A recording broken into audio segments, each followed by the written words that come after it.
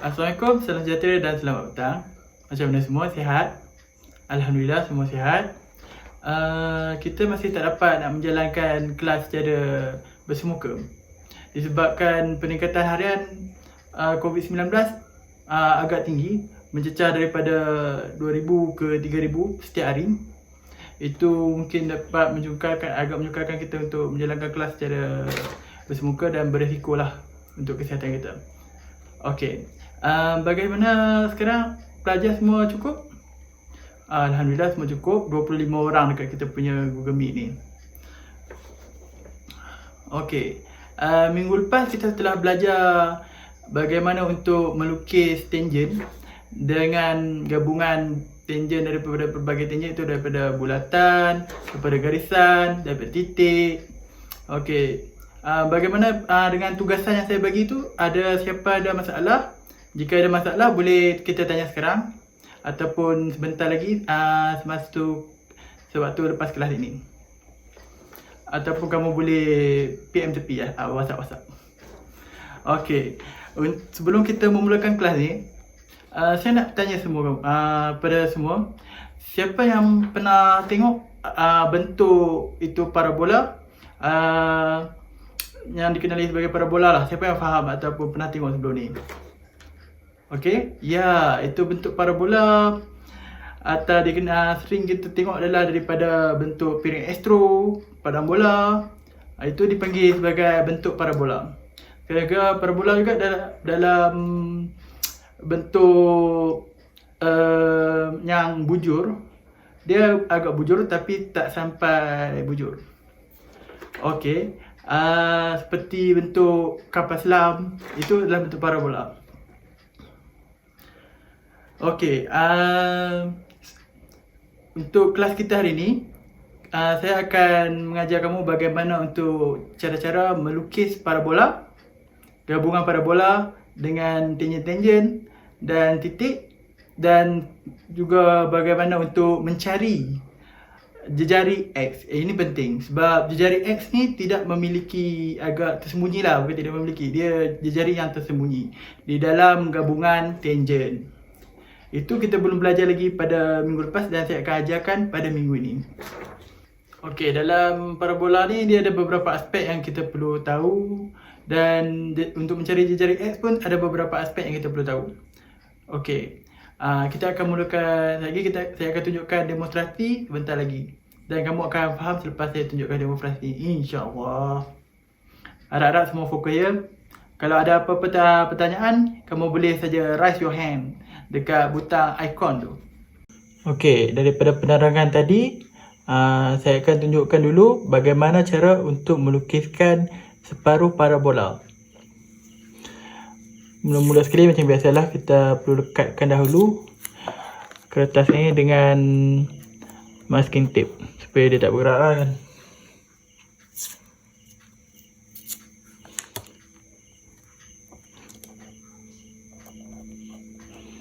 Okey, separuh parabola ni dia sebenarnya asalnya adalah daripada petak ataupun kita boleh segi empat lah. Untuk melukis segi empat ni mudah saja. Kita ambil dulu jarak itu daripada, kita agak-agak dulu sebab saya nak tunjukkan demo kepada kamu bagaimana untuk melukis. Kita akan ambil 80 dengan 60 dengan 120. Awal-awal tu kita letak sahaja. Untuk membuat segi empat biasa dengan kaedah lukisan kejuruteraan yang telah kamu pelajari pada awal bab.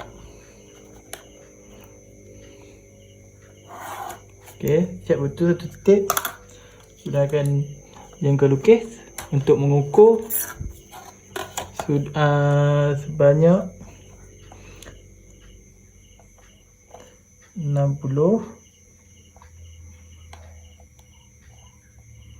60 panjang.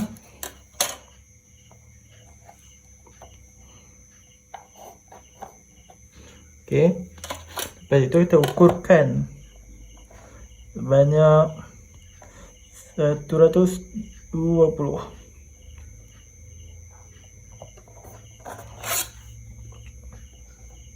Okey. Dan lunjurkan garisan daripada titik yang kita telah buat tadi.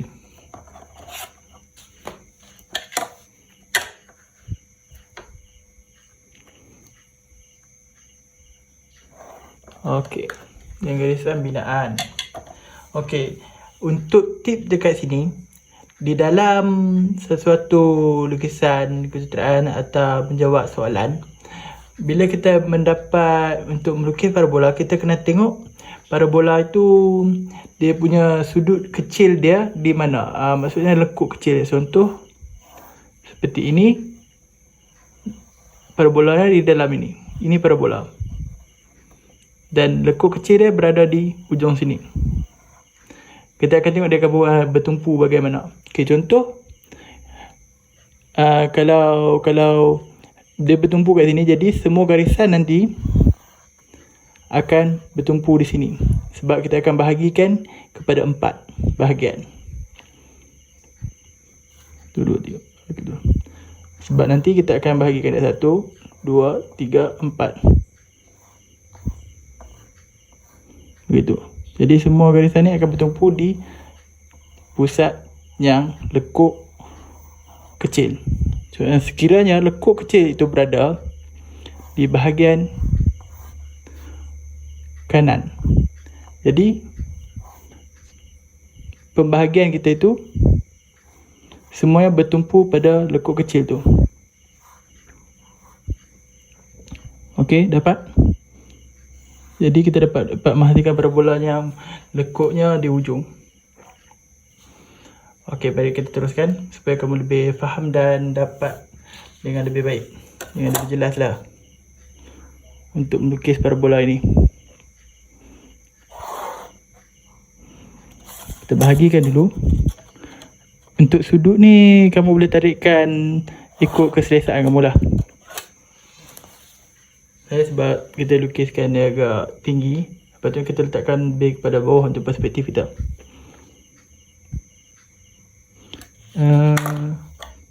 Ambil je lukis dan letakkan berapa yang sesuai.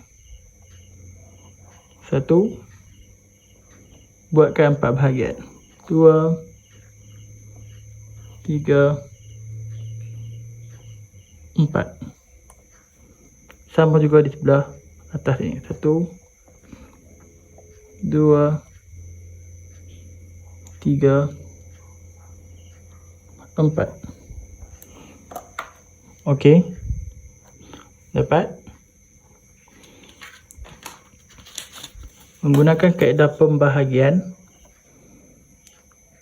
mula tu kita gariskan panjang, sambungkan ke ujung pusat garisan.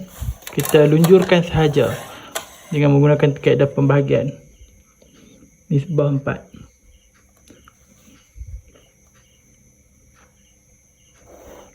Lunjurkan ke sini, lunjurkan sahaja garisan di ujung.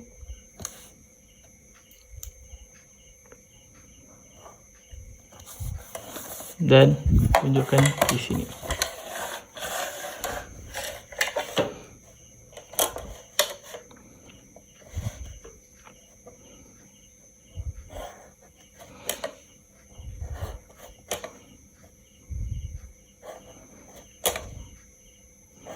Okey. Okey. Di sini kita dapat lihat kita dah ada dapat 4 bahagian pembahagian. Sama atas dan di sisi dan di atas. Oleh itu, seperti kamu tengok di sini, contoh sekiranya kita nak buat parabola yang lekuknya berada di atas ujung. Jadi kita akan fokuskan kita punya garisan semuanya ke bucu yang ujung sini yang kecil.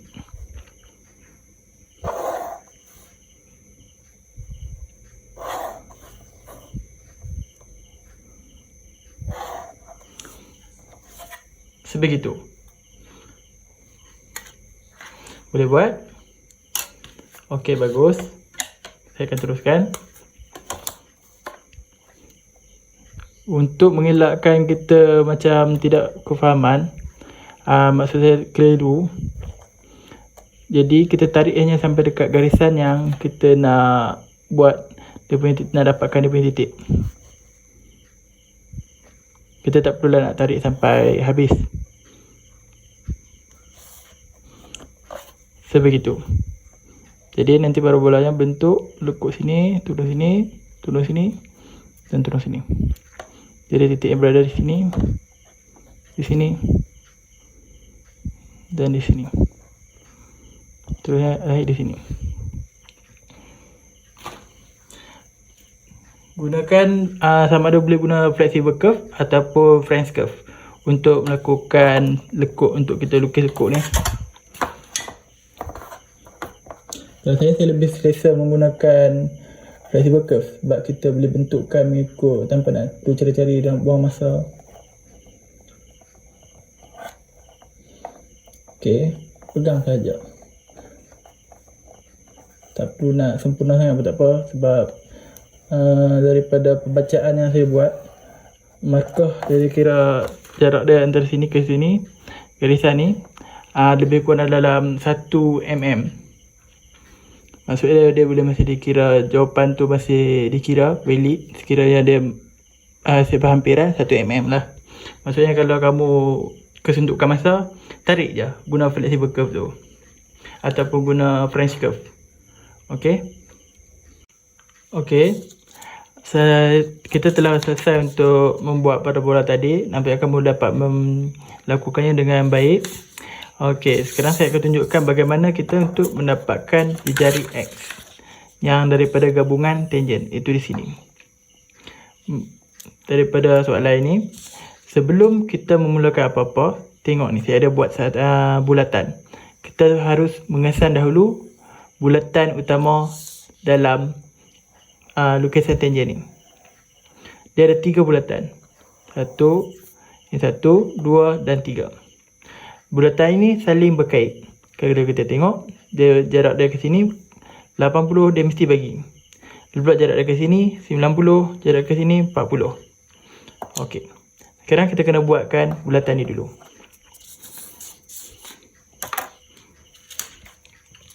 Bulatan pertama adalah berjejari 40. Berjejari 20. Kita ukur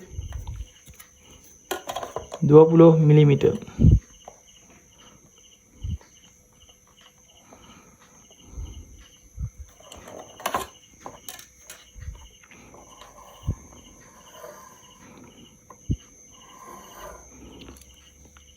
Dapat tandakan sebagai O1. Daripada O1 kita tengok sini, jaraknya adalah 80 ke pusat bulatan O2. Gariskan. Ukur 80.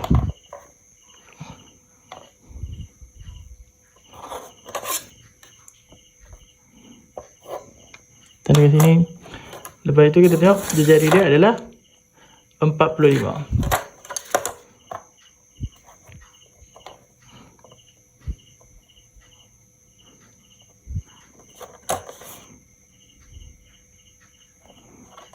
Dan buatkan bulatan.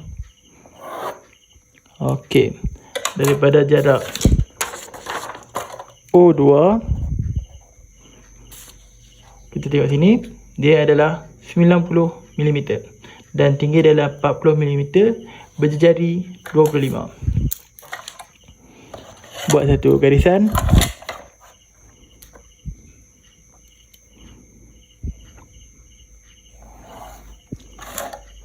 Ukur 90 mm.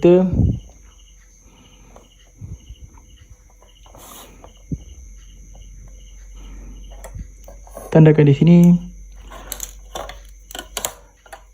Tinggi dia adalah 40. Buat satu garisan. Ukur 40 mm.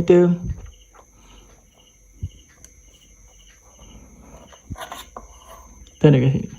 Kita dapat pusat bulatan untuk O3. yang berjari 25 mm.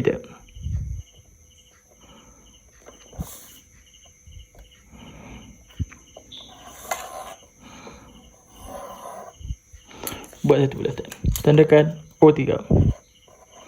Okay, sekarang kita dah dapat 3 bulatan utama, 1, 2 dan 3, iaitu untuk ini. Oh maaf, dari pasal bulatan tu kita buat yang first dulu. Kita buat satu-satu.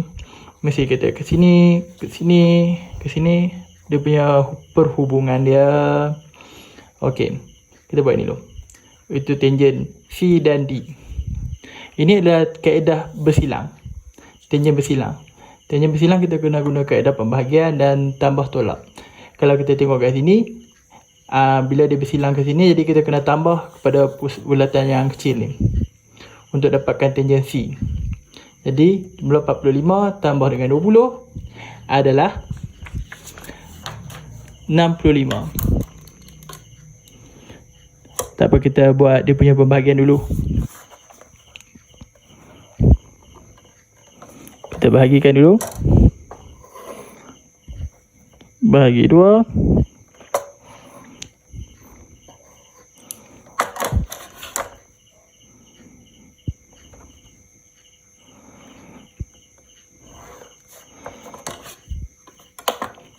Buat satu separuh bulatan yang menghubungkan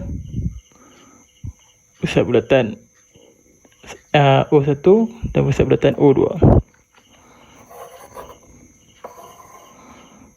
Okey, sebegitu.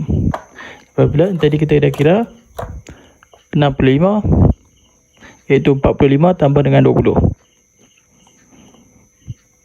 Berada di sini, letakkan pada bulatan O1. Sekarang kita dapat silangan yang berada di sini. Gariskan. Kita dapat tangent C, iaitu yang berada di sini.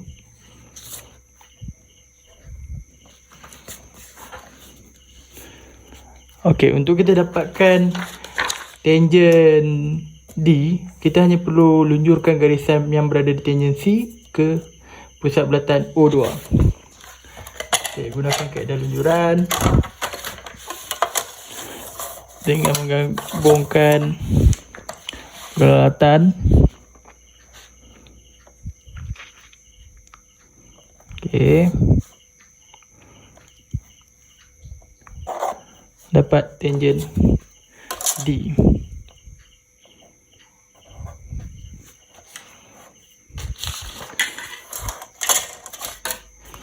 Dan terangkan terus pada satu garisan sahaja. Okey, sebegitu. Okey, seterusnya kita lihat tangent yang kita perlu cari adalah berpusat J85. Maafkan saya, pudar. J85 yang daripada tangent E ke tangent F. Untuk mencari pusat bulatan J85 ini, kita tengok sini. Dia adalah satu bulatan besar. Lukiskan dulu kalau tak faham, supaya kamu lebih dapat memahami. Yang berhubung dengan bulatan ni, satu garisan. Ada pula yang memiliki tangent sini yang perlu berhubung dengan pusat bulatan. Okey, sekarang kamu faham dekat mana sepatutnya dia ada. Okey, sebab kita tengok ni, dia luar sini 45 tambah dengan jarak dia iaitu 8J85 adalah 130. Jadi di sini kita ukur 180 130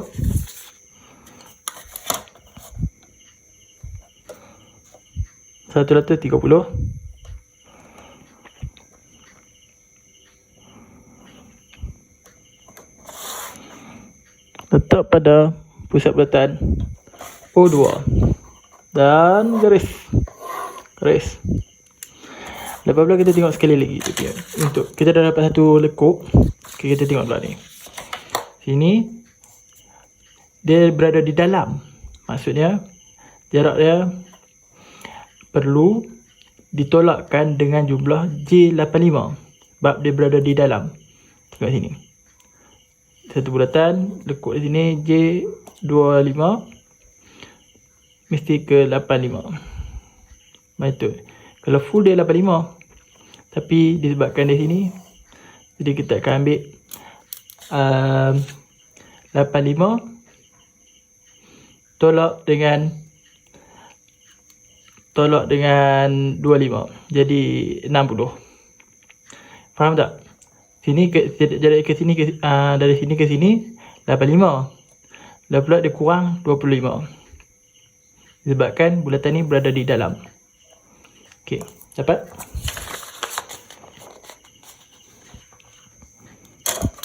Kita ukur 60.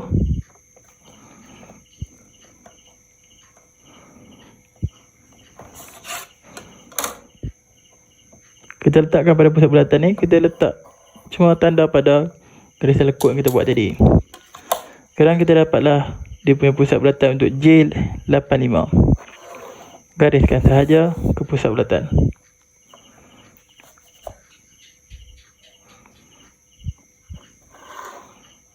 Okey. Sekarang kali ini kita boleh dapat dua tangent, iaitu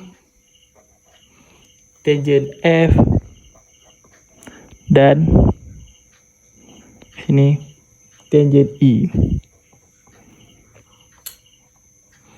Okey. Letakkan tingkul lukis di pusat bulatan J25 dan hubungkan tangent E dan F.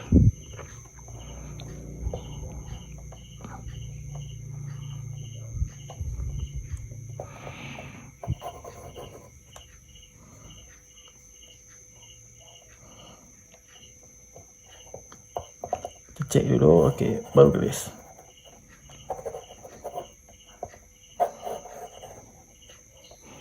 Okey, terangkan terus. Pasal dia satu garisan. Okey. Daripada sini G adalah terus baru bulatan yang berhenti sini.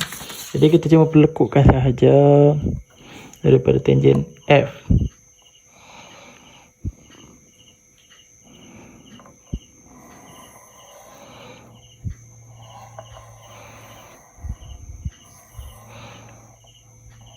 Okay, sini kita dapat tangent G.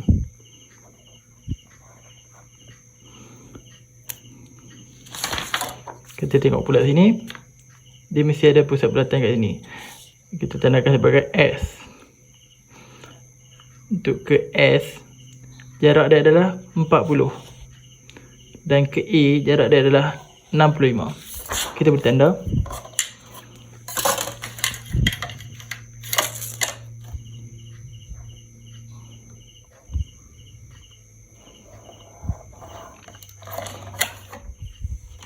Tandakan 40.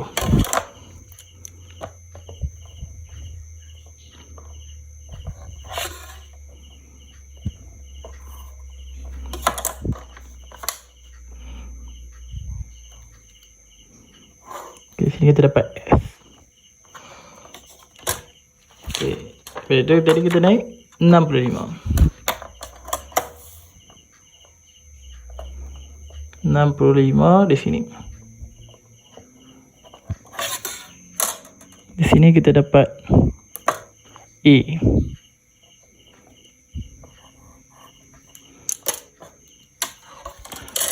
Kita ada tangent E.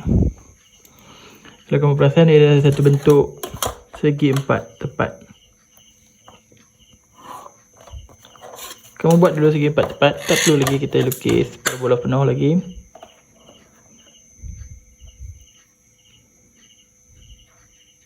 Okay, buka macam tu, okey lah. Okey. Sekarang kita nak dapatkan bentuk parabola. Seperti yang saya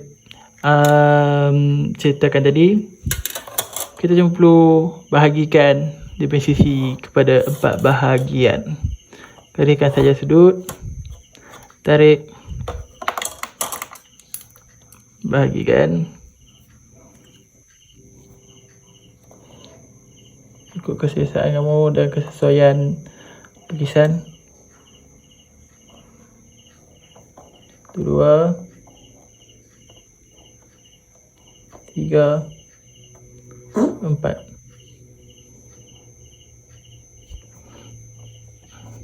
Okay, pergi sikit. 1, 2, 3, 4. Wallah, kita keluar lukisan. Tapi tak apa, jangan risau.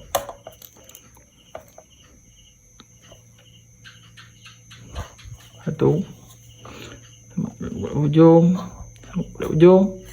dan lunjurkan sahaja untuk dapatkan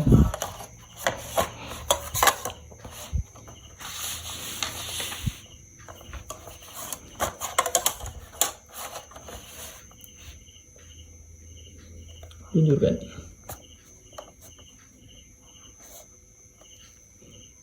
1, 2, 3.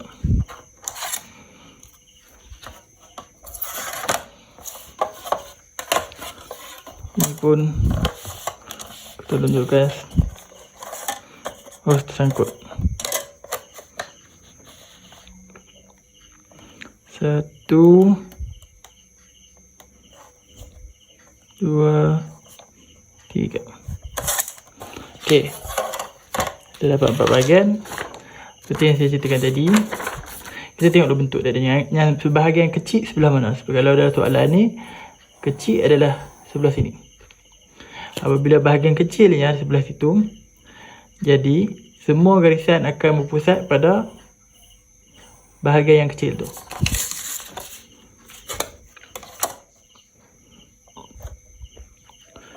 Satu,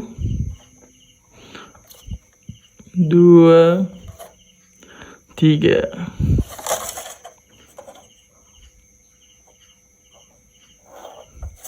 Okey, kita turunkan ke bawah. 1, 2, 3.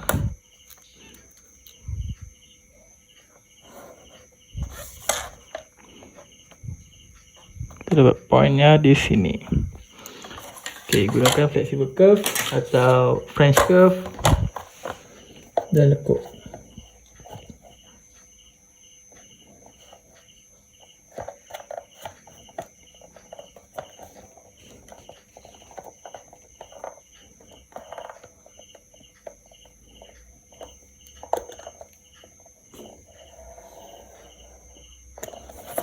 Okey, begitu. Smooth dan betul. Okey, seterusnya kita nak dapatkan JX. Kat sini kita tak tahu JX. Dia tak nyatakan berapa jarinya dan bagaimana untuk dapatkan B. Okey. Bila kita nak dapatkan JX, kita akan tengok kat sini. Dia hanya 2 bulatan. 2 bulatan itu JX dan O1. Maksudnya kita cuma perlu berkait. Dia hanya bermain 2 ni. Jangan tengok yang lain. Kita tak boleh tengok yang lain. Kalau kita tengok yang lain, dia pening dan keliru. Untuk dapatkan tangent B, kamu cuma perlu sambungkan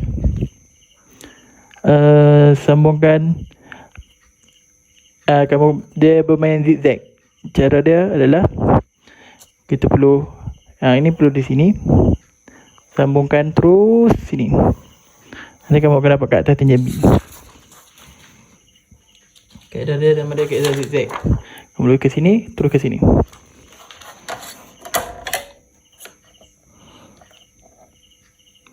Tengok kenapa saya panggil zigzag? Dia memang akan jadi zigzag. 1. Lepas pula sambungkan saja ke A. Dapat tangent B.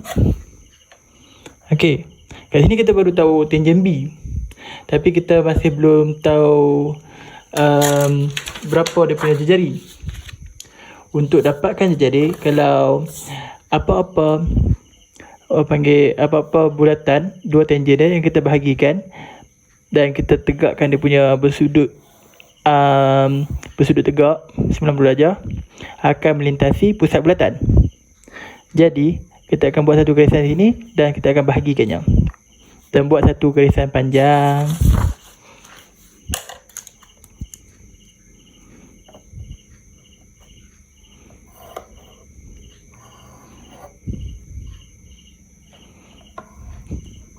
Okey, kita bahagikan ya.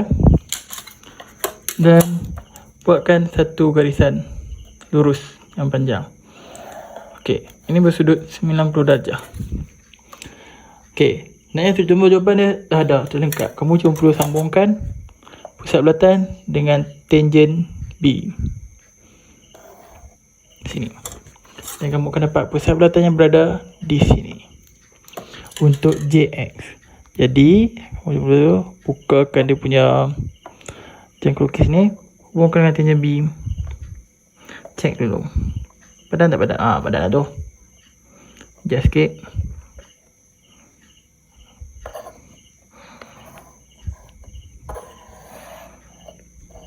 Kamu dapat dah satu lekuk. Okey. Faham? Ya, sekarang kita cuma perlu terangkan sahaja. Terangkan, kita tengok lukisan dan terangkan. Bagi jadi seperti lukisan ni. Dan tas sini lekuk masuk sini. Okey.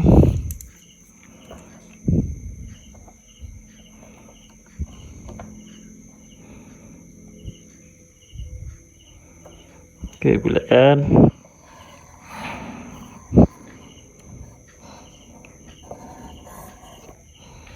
Terangkan kan. Lepas itu ini terangkan.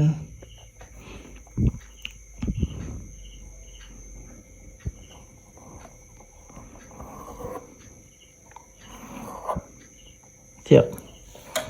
Inilah lukisan tangen yang mempunyai semi parabola dan cara mendapatkan tangen JX. Ini adalah satu perkara yang penting yang baru, iaitu mendapatkan tangen JX dan semi parabola.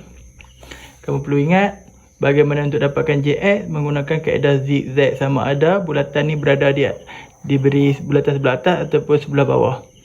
Itu dengan menghubungkan tangen dengan tangen perpendikular.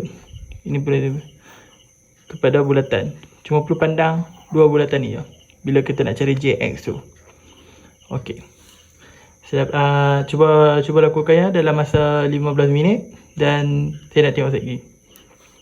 Alhamdulillah, nampaknya kita telah selesai untuk melukis tangen daripada gabungan parabola dan mencari jari X dengan jayanya. Adakah kamu pun dapat menjalankan tugas ini dengan baik? Dalam melukis gabungan parabola dan tangen tadi, ada beberapa perkara yang kita perlu titik beratkan. Itu sewaktu mencari jari X. Ini saya perasan ramai agak keliru. Okey, di sini kita hanya perlu fokus kepada bulatan yang terlibat sahaja. Sebab jari X dia akan berada di bulatan yang terlibat untuk kita dapatkan dia punya tangen dan garis pusat. Dan seterusnya saya lihat itu parabola. Parabola ni pelajar agak keliru bagaimana kita nak dapatkan bucu dia. Itu bahagian yang kecil pada parabola. Lekuk yang kecil. Untuk mendapatkan lekuk kecil saya boleh ulang sekali lagi, iaitu dengan kita tengok balik lukisan rujukan kita, itu lukisan pada soalan. Lekuk tu mesti berada untuk mendapatkan lekuk yang kecil tu, kita mesti fokuskan semua garisan kepada bahagian yang kecil tu. Itu sudut yang kecil. Okey, dengan itu kita boleh dapat itu. Yang lain-lain, alhamdulillah kamu dapat jalankan dengan baik. Saya pun dah tengok kamu punya kertas soalan yang kamu telah jawab pada minggu lepas. Okey, untuk tugasan pada hari ini, saya ada tinggalkan 3 soalan. Saya harap kamu dapat selesaikannya dan hantarkan kepada saya minggu depan. Okey, baik. Assalamualaikum dan salam sejahtera.